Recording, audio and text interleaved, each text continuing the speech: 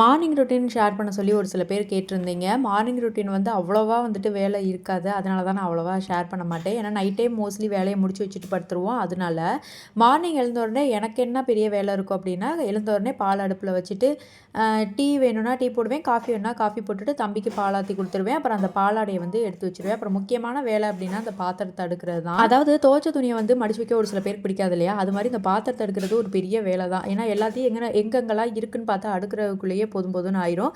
Meanwhile தம்பிக்கு வந்து பாலாத்தி குடுத்துட்டு மீதி பாத்திரத்தையும் அடுக்கி வச்சுட்டேன். அப்புறம் ஹஸ்பண்டுக்கு வந்துட்டு இந்த முஸ்லி வந்துட்டு ரெடி பண்ணி வச்சுட்டு எனக்கு வந்து டீ போட்டுக்கிட்டேன். தம்பியும் முஸ்லி வந்து ஹஸ்பண்ட் கூட வந்து சாப்பிட்டுக்குவாங்க. பிரேக்ஃபாஸ்ட் இப்போலாம் அதுதான் நாங்க சாப்பிட்றோம். ஆல்ரெடியே நான் ஷேர் பண்ணியிருக்கேன்.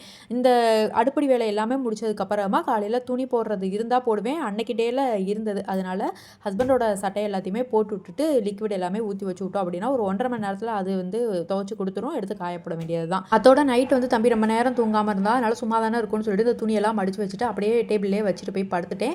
அத காலையில எழுந்த உடனே பீரோல வைக்கிறதெல்லாம் அங்கேயும் கபோர்ட்ல வைக்கிறதெல்லாம் எடுத்து தனித்தனியா எடுத்து வச்சாச்சு. அதுக்கப்புறம் தான் வந்து நான் தலையெல்லாம் வாரிட்டு, அப்புறம் கொஞ்சம் பாத்திரம்லாம் காலையில சேர்ந்துருந்தது இல்லையா? அத வந்து விளக்கி வச்சிடலான்னு விளக்கி வச்சுட்டேன். மோஸ்ட்லி என் மார்னிங் ரொட்டீன் இப்படி தான் இருக்கும். பிடிச்சிருந்தா லைக் பண்ணிக்கோங்க. நாளைக்கு ஒரு வீடியோல பார்க்கலாம். பாய்.